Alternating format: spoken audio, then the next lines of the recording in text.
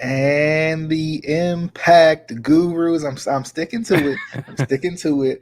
Are back for another Impact Wrestling review. And I will say, I did invite Casey this time, but he was looking for the free 99 version, and I didn't have that. So I'm just saying. But we're gonna talk about Impact Wrestling Rebellion.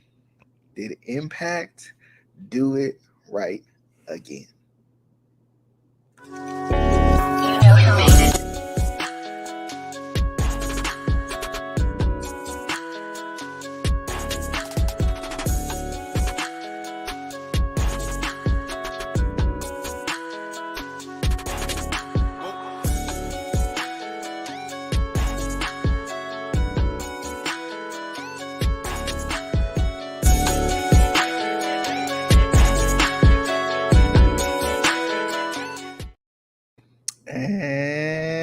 I just did that. Anyway, what's going on, good people?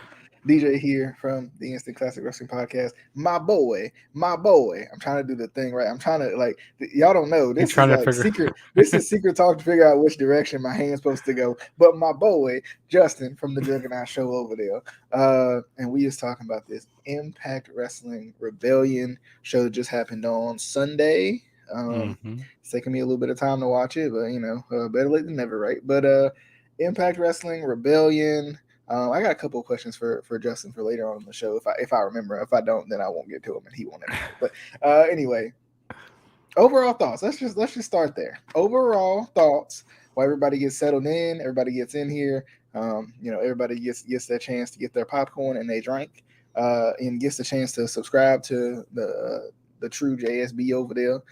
Gets to subscribe to the Instant Classic Wrestling Podcast. Actually, you're Juggernaut 097 on YouTube. So they get their chances to subscribe and everything, and they get their chances to heart our podcast on the audio platform. While they doing that, overall thoughts on the show. I'm going to start with you, Justin. So my overall thoughts on Rebellion. I thought it was a really solid wrestling show. Like there was no bad matches on there. Like everything was like pretty much good to great. Even the matches I didn't really care about that much were good. And I kind of enjoyed the set for the show that they were doing. Like I still don't like how they shoot the show towards the ramp. Like I rather have the the hard cam be pointed. I didn't notice that. I don't know. Like I somehow one of the weird things that for whatever reason I did not notice that. Mm-hmm. They did that. Yeah. I watched this whole show and didn't notice they shot it that way. Yeah, they shot it towards the ramp, which I get. They're in a smaller arena and stuff, but I'd rather not be looking.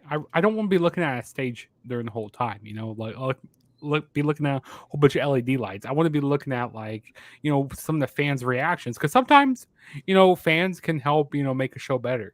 It can help improve a match. And seeing reactions like oh man, let's see what that guy green shirt guy was doing, or right. But yeah, I actually enjoyed the set that they were using. It was different. Impact, they always have their technical difficulties. It seems like on every pay-per-view. Did they cue to the announcers late in this show? Or they started recording.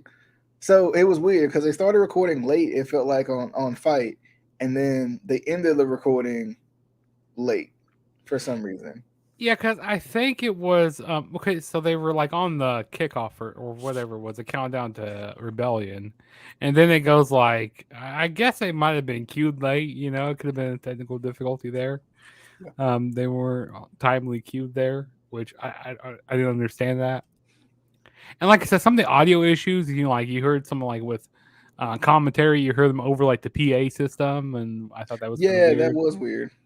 It seems like that happens on every show, and also some backstage interviews. You couldn't I think it was with the X Division title, Trey Miguel, he was getting interviewed, but we didn't know what he was saying because the interview never happened.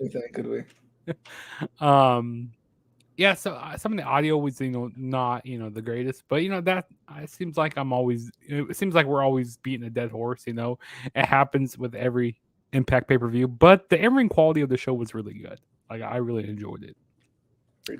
Yeah, I thought overall the show was pretty good. Kind of like you said, it was good to great throughout the show. Impact does have a way of the matches I don't really care about, or the matches I don't really understand, or I've been out of the loop for a little bit. They have a way of like getting me back interested again, getting me back into it again, which is good.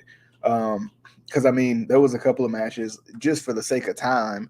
At the time I was watching the show and trying to get ready for the review and everything, that I kind of just wanted to either skip completely or skip through, but I still ended up watching them.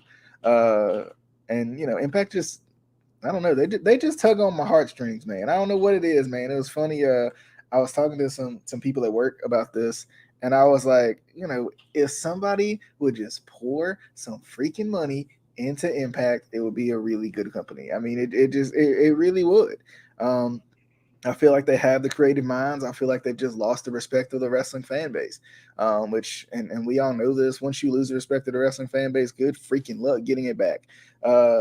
No matter, unless you're like, I mean, WWE is is the only, and I hate to say invincible wrestling company right now, but like I don't see anybody giving up on WWE no matter how hard it gets. Yep. Whereas, like, I mean, even with AEW, people for whatever reason they want to give up on them, or they have given up on them, and that's just how they feel. But Impact is one of those companies where I'm just like, man, I wish somebody would pour some money into them. I wish there was a Shad Khan or Shaquille O'Neal or Snoop Dogg or something who would just pour some money into this company and really take them to not necessarily new heights, because they've been a top wrestling company in the world before, but Would you say take them straight to the straight to the moon? moon. Yep, take them straight to the moon. I feel like I just feel so bad for Impact sometimes, because they tried so hard to compete, and ultimately ended up losing them a lot of money, and now they're in the situation that they're in now, and it just sucks. It just sucks because Impact is still to this day one of my favorite companies to watch. Um, Most of the time I find myself watching the show because Justin tells me to, so we can do a review. But Mm-hmm. even still, I end up watching the show and enjoying the show.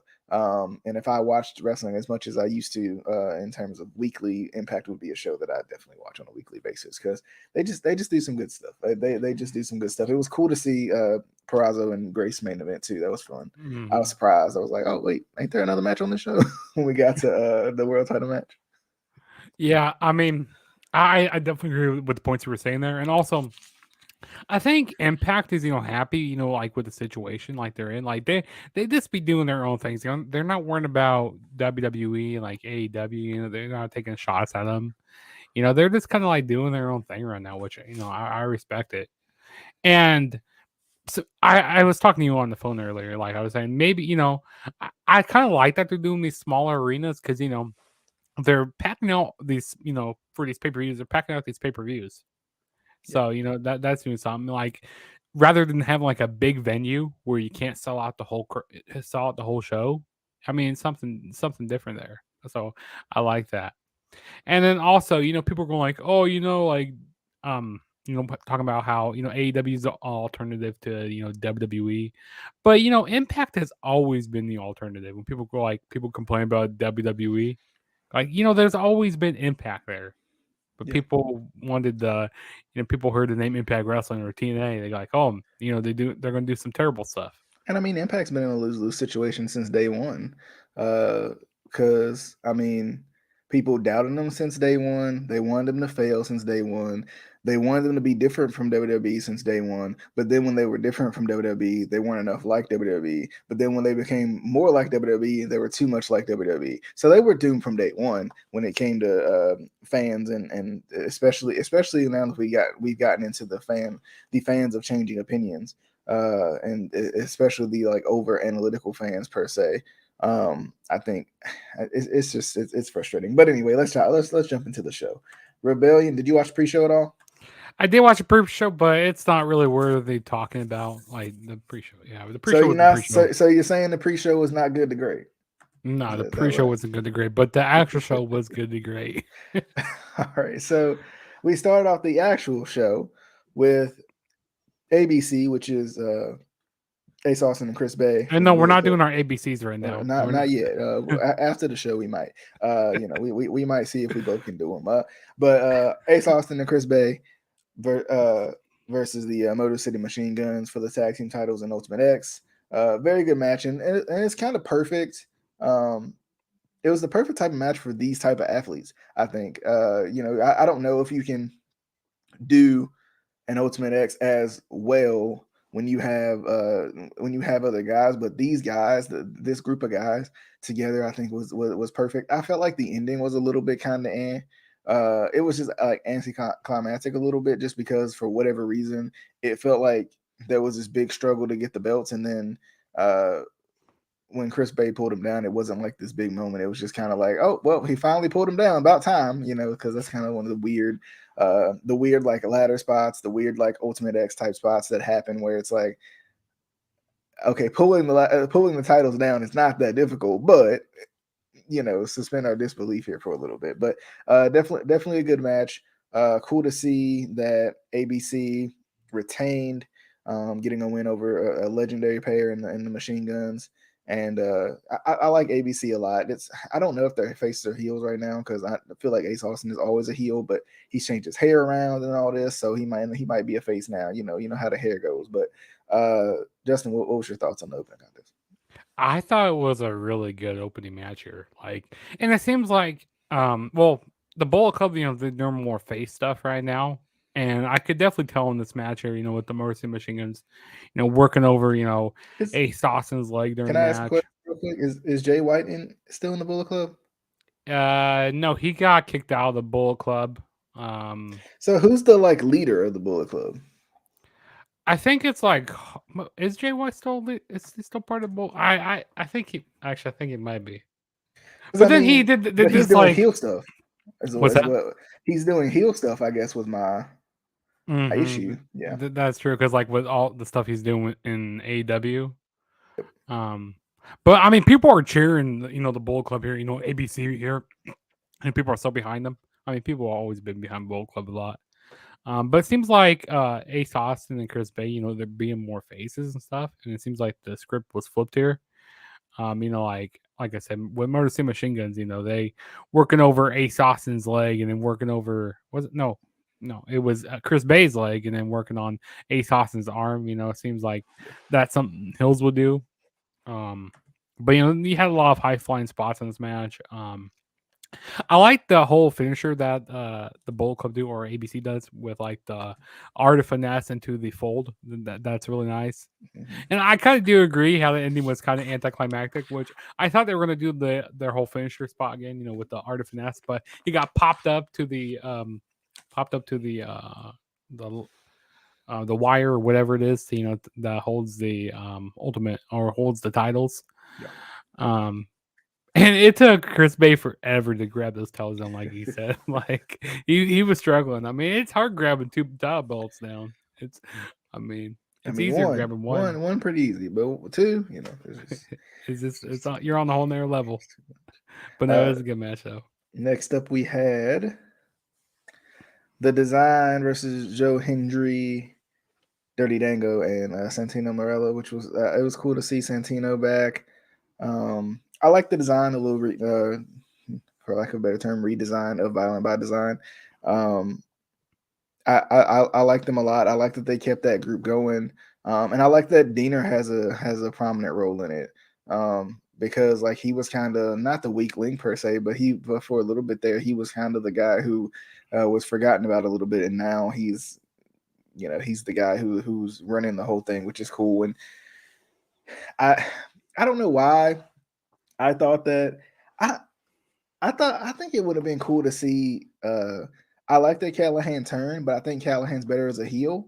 Um, he looks horrible bald, but anyway, I think I like him better as a heel. I would have almost rather him turn on Diener, like the whole design turn on Diener and like kick Diener out to a certain degree. But I mean, on the other hand, I like Diener as the leader of design, so I can't have my cake and eat it too. But this was good. It was cool to see Santino hit the Cobra again.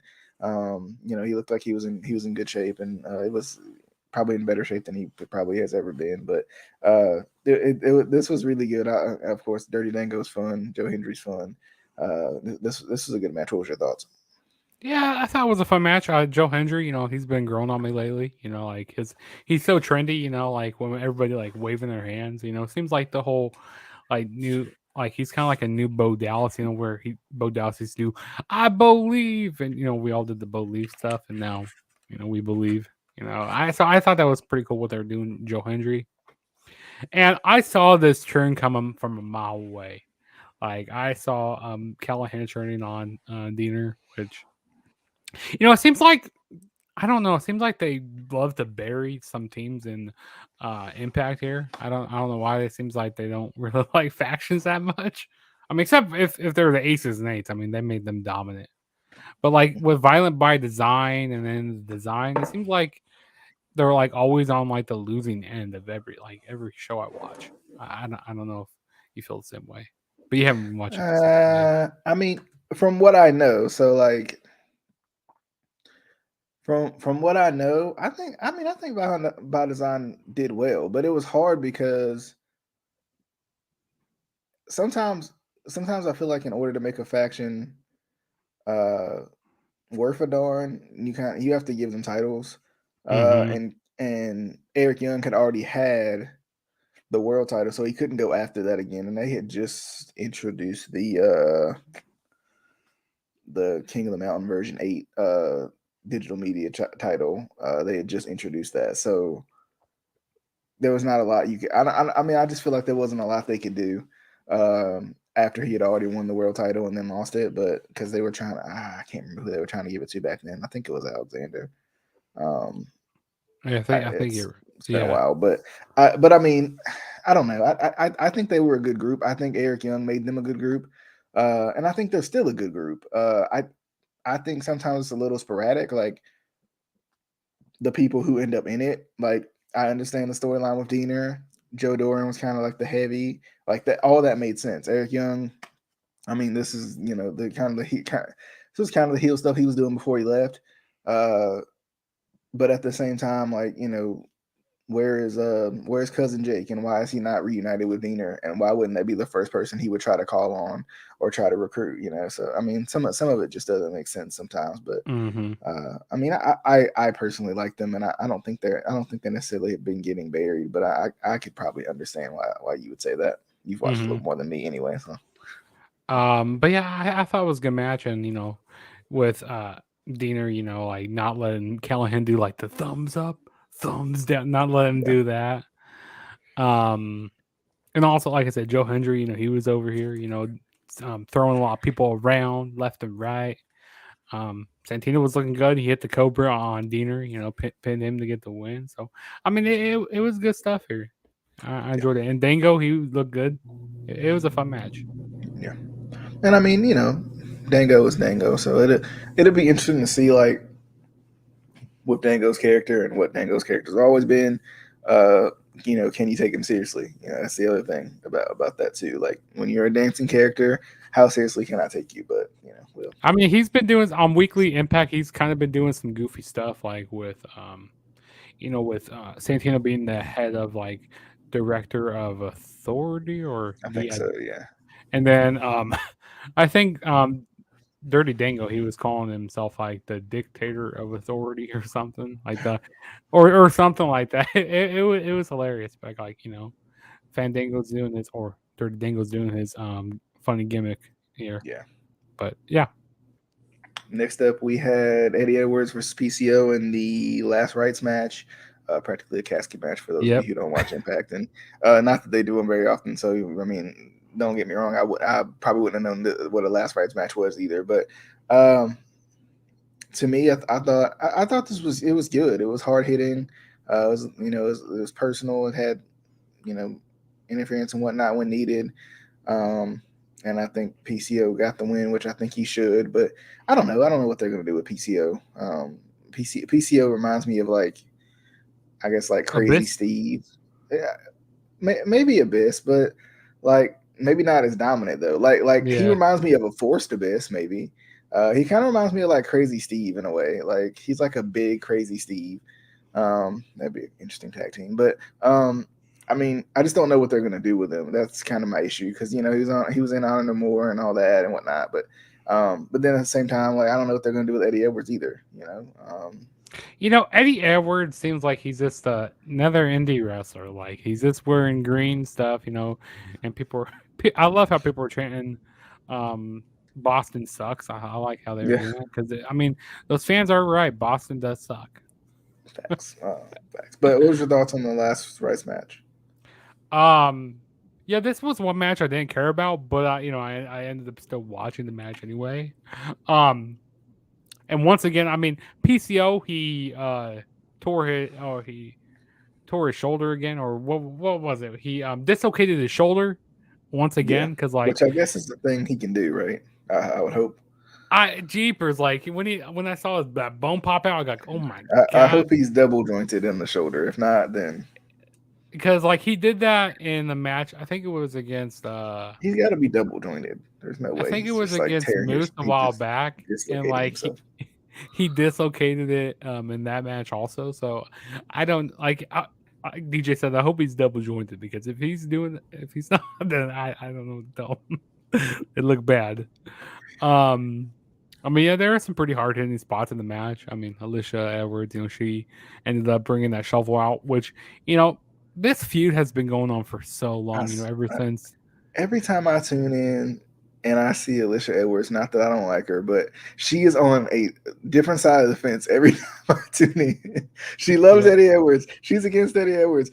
This is not you, Eddie, but I love you, Eddie. You're my husband. You have my babies. I don't understand. I don't get it. I'm confused. And they go back and forth on whether she's loyal to Eddie. Like, if they like, I don't know. Sometimes I just think they should just go with because to me, it's never helped for her not to be loyal to Eddie.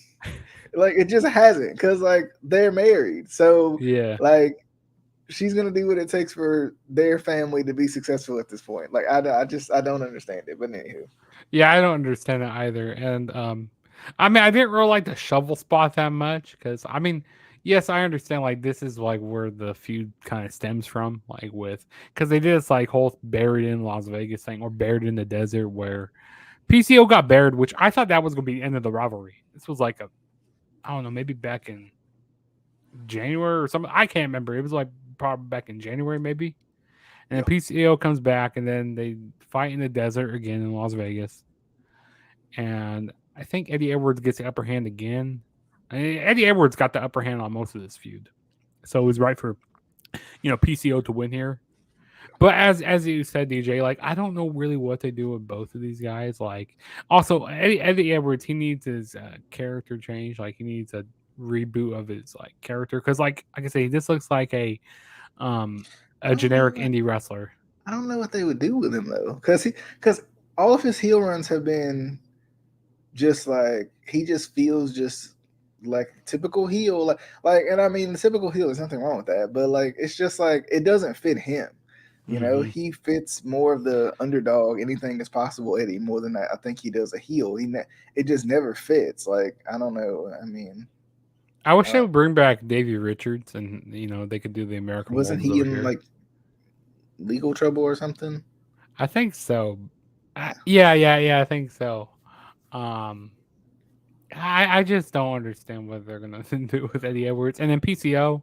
I think his time's coming to an end here. Like I feel like that's why he didn't go back to Ring of Honor. Because we already had the Kingdom go back to Ring of Honor. Like I don't know how old PCO is, but he seems like he's pretty old though.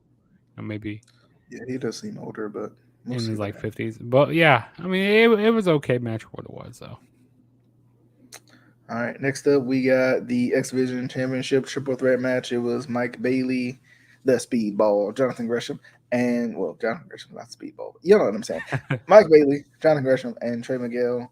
I before this show didn't realize that Trey Miguel was a heel until I realized he was a heel. So I don't know how that happened. Justin, you might have to fill me in on that one, but Yeah, to be honest, I don't know how that happened either. Because like there was one point where I was kind of lost with what was going on with Impact. I wasn't watching like on a consistent basis. I'm not mad about it by any means. Like I And think he also, yeah, Trey comes Miguel, off as a good heel. like he spray painted the title. Like I think the fans like cheered on him, and then he spray painted the title. And then like he was disrespecting a lot of women backstage. Um, and he was also spray painting a lot of other wrestlers and stuff. I think he was doing it like the He crazy was still Steve first, he was doing the thing that the that NWO the does. Outcasts do Yeah, in yeah, yeah. AEW. The Outcast. Oh yeah, yeah, yeah, yeah. But yeah, I mean, I like him as a heel. I do. Um, and I mean, I thought this was good. It was cool. That it was elimination. Um, they hate Jonathan Gresham. We all know this. But I think it was good though. It was very good. I enjoyed it. I had a feeling the title was going to change hands, but it didn't. So I'm not mad about it. I like Trey Miguel a lot. He found a way to win by hook or by crook, and that's how you got to do it. There was some cool spots in the match too that, you know, I think it was like like type spots. But Mm-hmm. this was good. I mean, three good workers in the ring at the same time. Can't hate on that. Justin, what was your thoughts? Yeah, I thought this was a really good match here. I'm a big fan of Jonathan Gresham, which I thought that Jonathan Gresham was going to be winning the title here, but I think he's too short. he's too short. He's too small. You know, but I mean, Mike Bailey's small too. Trey Miguel, they're all pretty small, but like I think Jonathan Gresham, he's shorter than both of them. Um, but yeah, I mean, it was a definitely solid match. I like how it was elimination style. I like how Jonathan Gresham and Mike Bailey, they were just like going at it, and then when Trey Miguel got involved, they all turned their attention towards Trey Miguel. Um, I thought they were going to try to eliminate Trey Miguel right at first, and then it be coming down. Then it would go down to like Jonathan Gresham and Mike Bailey, but that didn't end up happening. Trey Miguel, he won by hook or by crook. He did like a meteor off the top rope on the Jonathan Gresham and pinned him first, while Mike Bailey had him in the figure four leg lock. So I thought that was a nice spot there. And then Mike Bailey ended up getting like it wasn't a small package, but he ended up getting rolled up by Trey Miguel. So Trey Miguel retained the title. It was nice, different, like a lot of nice reversals, a lot of nice counters in this match. It was a fun match. He had some nice high spots in this match as well. So it was fun. It All was right. fun. Um, Team Bully, Team Dreamer. What's your thoughts? Yeah, man. I mean, hardcore war. This match was crazy. This is what you expect out of hardcore war. Oh gosh, I'm trying to remember like a lot of spots that have in this match, like really good spots. Oh, I mean, we had who was it? Killer Kelly. With her with the staple gun in the match, Yeah, with her just at one point stapling she everybody.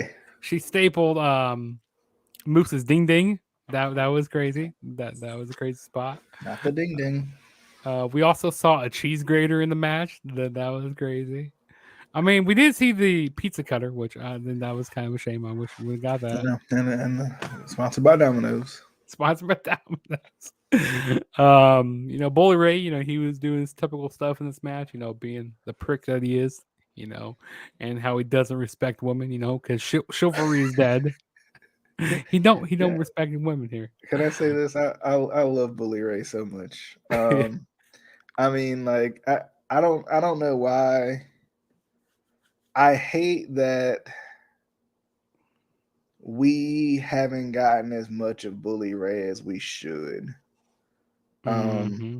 because of course, he kind of had his coming of age in Impact when he won the title. When he became Bully Ray and the Aces and Eights and all that. But then he left and went to WWE, and they never really went with it because they didn't want him to be called Bully.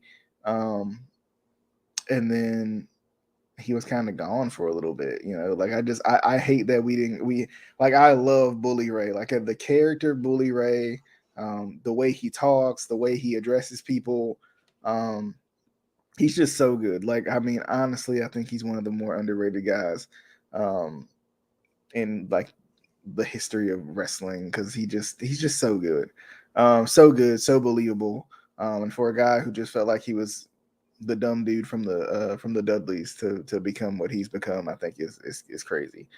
Um, but I Mm-hmm. mean, yeah, I mean, just, just we missed out so much. Mm-hmm. Uh, but I mean, my thoughts on this match, yeah, it was crazy. There was some crazy stuff with the staple gun, and her stapling herself was, you know, good enough. Um, I like I like kind of Bully just does not respect anybody, women included. He just does not care. He wants to power bomb someone through a table every time that he is in any match at all. And I thought it was good. It was a fun match. It was what you expect from Dreamer, what you expect from uh Bully Ray, and I think I kind of felt like the teams were kind of random. Like they were just random people they threw Like together. Bupenda Gujar and like who was it? Yu Uemura, and then Yeah, like it just even I mean, like I get that Team Bully's team was just a team of heels, but it still was I don't know, it was random for me being away from Impact and then coming back to Impact, and which, I mean, it's not the greatest just so y'all know, don't watch the first episode of a show and then watch the fifth episode of a show and expect to understand everything. That's just how I do it. But, like it's just like, it's just one of those things where I'm like, hey, and then you also had the good hands, Skylar and Hodge. They come out to help out Bully Ray's team because originally they were the match, but then they got like, well, we need to get Moose and Brian Myers on the show. So, it was crazy that Moose and Brian Myers didn't have a match until like the go home show. Like it's crazy. Like these two big stars, they don't have a match. So I feel like that's why they got put in this match here. Uh, I also like the referee spot, with like when Bully Ray told the referees to hold the ladder. Mhm. I love that, but Yeah, and that was then hilarious. the referees refused to do that, And it was and it was funny how they they all kind beat of up flipped on him. flipped it around and helped Dreamer get Help Top get up Dreamer. the ladder. I love that. So they held the ladder for him, and Tommy Dreamer did a nice splash through the table on the Bully Ray, and that's how Team Dreamer won. After seeing that emotional promo, backstage with Tommy Dreamer's team and him, I'm like, Hmm. yeah, Team Dreamer is definitely gonna be winning here because Bully Ray throughout this feud, he's had most of the upper hand on Tommy Dreamer. He's always been like one step ahead of him. Yep. So yeah, Tommy Dreamer's team was definitely gonna begin to win, and it was nice seeing Frankie Kazarian in the match here. There was this one nice cutter through a table that was a nice spot there in the match. There was this one wet spot in the ring. I got like, is that blood? Is that a whole bunch of blood? But I saw someone threw a water bottle in the ring. Like I Of think it was course. like I think it was Brian Myers. He like threw a water ball in the ring. I got okay, that's what it was. But I mean, Brian Myers, he was gushing out a lot of blood in this match. He had a lot of blood. I mean, it wasn't like blood and guts, but it was pretty crazy. I mean, there was a lot of anarchy. This is what you call pure fuckery. That's what this match was. But it was fun. You got any Um, more you want to add about this match? I think that's it for this one. Cool, cool, cool. Next up, we had the Impact World Championship match: Steve Macklin versus Kushida. Like I said before, I've enjoyed how they built up Steve Macklin, um, but I did not expect him to win this match. I learned of the results of this match through spoiler, but I did go back and watch the match, and it was good. I like Kushida going for his arm bar the whole time, like trying to work the arm, trying to weaken it, trying to find any sort of way. Like even I think Macklin had him in like a fireman's carry type position. He still tried to work through and get the arm, which I always like. Uh, but I mean, like I said, I was surprised that Macklin won this match. It was a good match. It was good. It had uh, some good false finishes in it, but it was a good match. But I felt like I, and it's weird because I don't know if I felt like Kushida was going to win this match either. I don't know if Impact was really ready for a new champion yet. To be honest, I don't think they prepared for. I mean, who prepares for injury? But I don't think they prepared for Josh Alexander to not have the title this quickly. Um, and I'm not saying that either one of these guys would be or are transitional champions, but I don't. I don't know. It wasn't given, and maybe it will as they go along. Maybe it will as they build Macklin's character more and more. But we'll see. I did like the part at the end, and after the match where he kind of demanded, "Hey, Scott D'Amore, get your butt down here and hand me the you hand the title over to me because you said I couldn't do this." I did like that. Um, and I mean, I like Steve Macklin. I don't know. We'll see how it goes. But and I like Magnus getting involved too after Macklin attacked him from behind. Nick Aldis, I should say. I like him getting involved and could set up a pretty good feud between the two, um, which could end up with Nick Aldis winning the title in 3 months. But anyway, we'll see. He could probably Justin, win it at Slammiversary. maybe, yeah. What was your thoughts on the Rebellion, not main event, but the event? I thought that was the main. The co-main event. Sure. Yeah, I thought this match was really enjoyable. Like before, this match was before, Josh Alexander got injured and they had Josh Alexander going up against Steve Macklin for the title. Like, you know what? I feel like it's Steve Macklin's time to win the title. Like, regardless, like I feel like he was going to be the one to take the title off of Josh Alexander. But unfortunately, we weren't not able to see that right now. We didn't know if that was, the original plan to put the title on Steve Macklin. But as it goes for this match, I thought this match was really enjoyable. I like that, in-ring psychology that both guys were doing in this match. Especially Kushida, just working over the arm of Steve Macklin a lot, trying to lock in that hoverboard lock and, just work over Steve Macklin quite a bit. I thought was good. Kushida, had that dog in him. He, never gave up. And no, I'm not talking about Braun Breaker. I'm not talking about that dog in him. But he, Kushida didn't give up and stuff. I enjoyed that. But yeah, Steve Macklin, ended up winning by the KIA, which is good. Um, and then also, yeah, you mentioned Nick Aldis. He was on commentary. He's made his return to Impact Wrestling. I don't know when the last time he was in Impact. Probably maybe like 10 years ago, or Yeah, something it's like been a that. while. Yeah, so it's been a while since Nick Aldis has been in Impact. So that's cool to see him back. Yeah, but and then also, like you said, Steve Macklin, him demanding that Scott D'Amore hands the title to him. Yeah. And then, I think like that's where the next feud we're gonna begin is Steve Macklin and Nick Aldis. Because I mean, they need that top dominant heel. Which, not saying that Kuchida could be good, a good baby face, but it's like better when you have a heel as a champion, where a baby face could do the chase for the title. It's Mhm. all, and we're not talking about the chase on our podcast. We're not talking about that chase, or Maybe Cassie, maybe sometimes, sometimes. sometimes we talk about that, Um, though. but yeah, yeah, Steve Macklin. It was nice that he won the Impact World Title, All right, main event, the real main event. the real main event right Deanna here. Purrazzo, the virtuoso, and the Juggernaut, not Justin. Hey, no. I see. Here we go. I need to get copyright. I need to get some money over to me because I have been the real Juggernaut before she was Juggernaut. She's copyright infringement is real here, guys. So Jordan Grace versus Deanna Purrazzo. Jordan Grace looks amazing. Um, honestly, like I like the whole respect feud and I'm cool with it, but Jordan should have turned heel, won the darn title, and finally got her win over Deanna Purrazzo in this match. Honestly, because the way like the way Jordan Grace looks and just like how impressive her physique is now, like number one, she should be rewarded for that. But number two, like I mean, imagine how good of a dominant run she could have if she went with that, And I think I don't know why what they're waiting on. I don't know why I need her to be a heel that beats everybody up and is stronger than everybody and nobody can touch. Like that needs to happen. I love Deanna Purrazzo. Think she's one of the best. I mean, we've talked about this plenty of times throughout our reviews, throughout our time watching Impact, and having Deanna Purrazzo being champion. There's absolutely nothing wrong with that.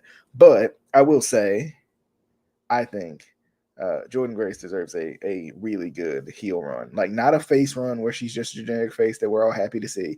No, no, no, no. I need a heel Jordan Grace run. I need like maybe this will set that up. Like, you can't beat me, you can't beat me, and she kind of has to do whatever it takes to beat her, and it creates a really good feud out of it. I think they should do it because I think Jordan Grace, with just the way she is, and she can show her physique pictures from Instagram, and I'm more shredded than you, like I'm better than you. You just somehow keep getting lucky. This needs to happen. They need to do this. It needs to happen. But great match, by the way. Just really good. Really, it's you can tell these two women know each other, and they have wrestled before, and they wrestled in big time matches before.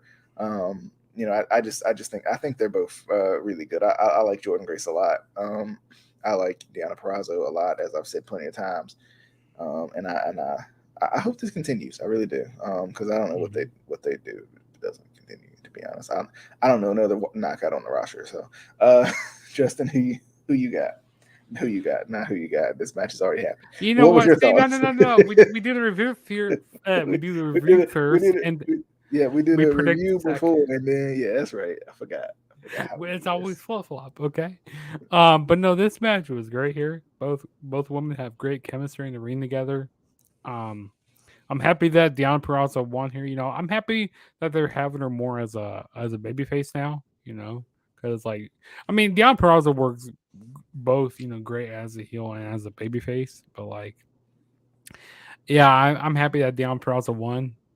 And I definitely agree that they need to turn Jordan Grace heel because she just has a whole physique about her, with all those big muscles and with her, being how dominant she is. She seems like she seems like she's a natural heel. Yeah, Then she just comes off as a heel to me. Like I said, I thought it was a great match. I mean, she's not just smiley old Jordan anymore. Like she can Mm-mm. be like a really dominant heel now. I think. Yeah, which I have a feeling that's going to be coming here. Coming very soon. Um, What else? Like I said, the in-ring chemistry was great with each other. Like you said, DJ, you could tell that they've been, had some really big time matches with each other. Like I remember that match a few years ago, the Iron Woman match, like that. I think it was an hour match where they Yeah. went down to the final few seconds. That was great that year. So these women had some great rivalries over the years. Like they have that chemistry. But yeah, I'm happy Deon Peraza won. And then now we got our champions couple here. We got our powerhouse, or the what do they call it, Power couple. I've our heard power couple there. There we I've go. heard a lot of people say they're probably gonna go with Grayson Gresham versus Perazzo and Macklin.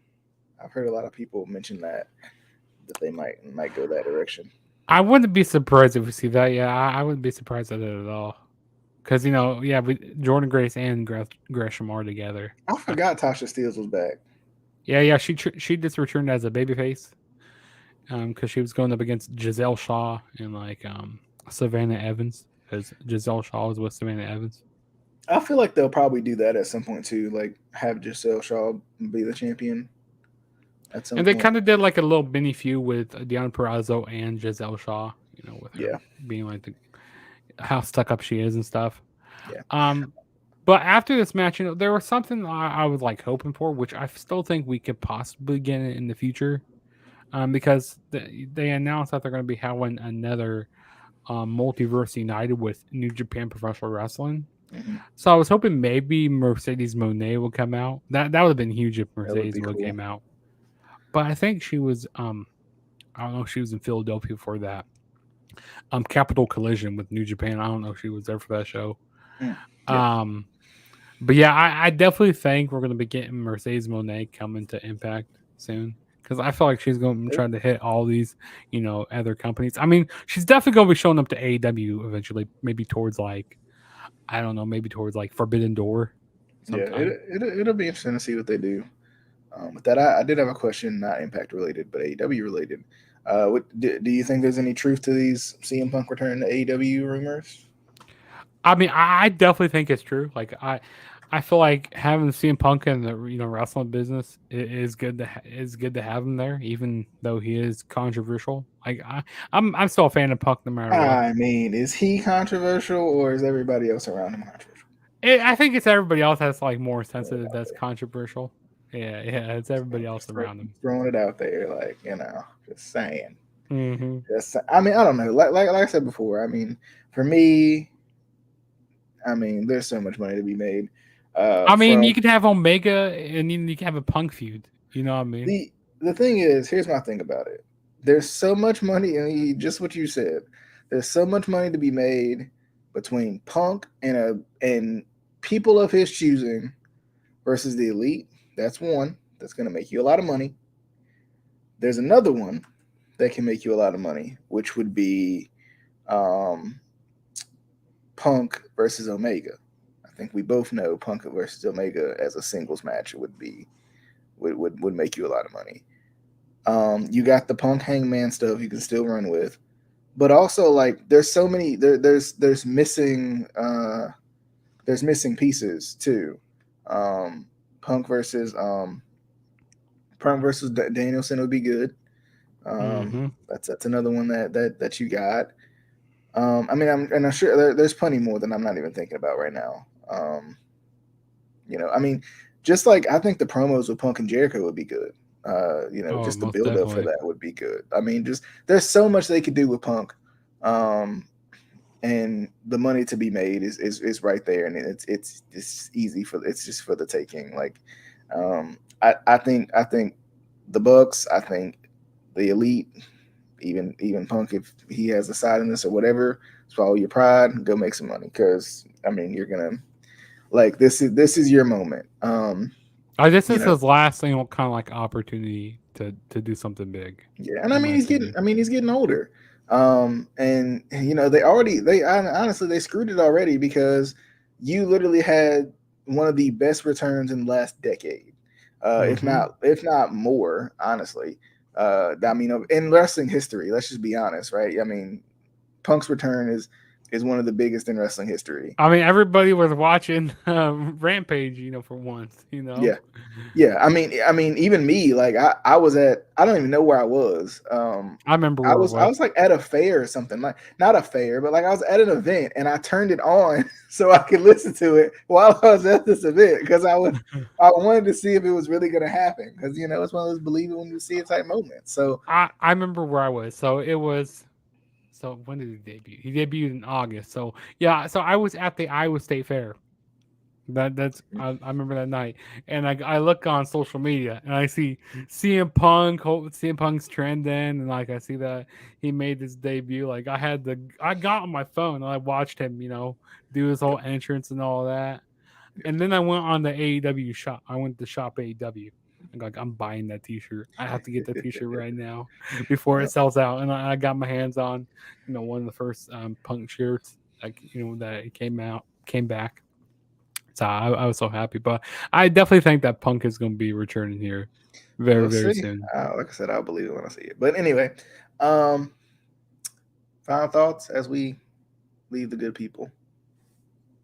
I mean, it was a good show. Yeah, it was pretty good. My only final thought is be sure to subscribe to uh, Juggernaut 097 and also the Instant Classic Wrestling Podcast, whether whichever one you're watching on at the moment. Also, remember the Instant Classic Wrestling Podcast is on all your favorites audio platforms. So Spotify, Apple Podcast, Spotify for podcasters, Google Podcast, all them crazy ones. There's so many. Ankle podcast.